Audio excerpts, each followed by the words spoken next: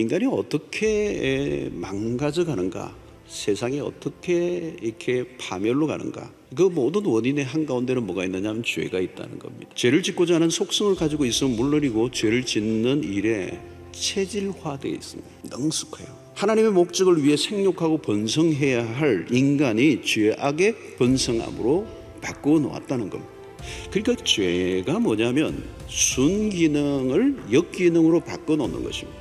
그러면 하나님은 그 모든 것을 본래의 상태로 돌려놓을 수밖에 없는 것이 심판이다 하는 것입니다. 하나님의 창조에서 중요한 것은 그냥 지으신 게 없고 창조의 목적이 있다는 거예요. 그런데 그 목적과 이유가 상실되거나 조금이라도 더 나아질 기대를 가질 수 없을 때는 심판이 불가피하다는 거예요. 하나님을 부정하면 죄라고 하는 기준 자체가 없어져 버리는 거죠. 죄를 죄라고 하지 못하도록 하는 이유가 무엇입니까? 자기가 하고 싶은 대로 하며 살아가고 싶은 욕망이 있는 거예요. 하나님의 자녀들이 세상의 자녀들과 뒤섞여 버렸다는 것은 타락한 문화의 특성.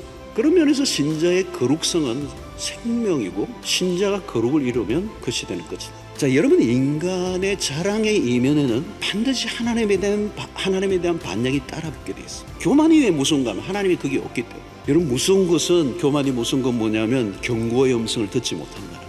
죄로 망한다고 할 때 결코 어떤 죄 때문이 아닙니다. 어떤 그 죄 때문이 아닙니다. 수많은 죄들이 쌓이고 쌓여 누적된 결과. 그리고 여러분, 이 심판의 목적에 뭐가 없느냐 하면 회개가 없다는 거예요. 회개가 없다는 것은 돌이키려고 하는 의도 자체가 없다는 것을 의미합니다. 죄를 지어 망하지 않습니다. 회개하지 않아 망하는 거예요. 여러분, 우리가 은혜의 강도를 높이지 않으면 창궐하는 이 죄악의 세력을 이겨낼 재간이 없어요. 사실 여러분, 오늘도 우리가 여기까지 살아있는 것은 죄를 적게 지었기 때문에 살아있는 게 아니고 하나님이 참 많이 기다려주시죠. 그러나 여러분, 하나님은 오래 기다리시는 분인데 오해하지 마십시오. 하나님은 심판, 날이 오면 심판하시는 분이십니다. 하나님은 심판 가운데 자비를 베풀어 주시는 겁니다. 노아가 심판에서도 살아남을 수 있었던 이유는 하나님의 은혜가 있었어.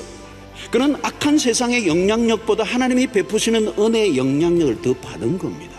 여러분, 죄는 강렬하지만 우리가 은혜를 받고 나면요, 은혜의 힘이 있으면 죄는요 힘을 잃어요.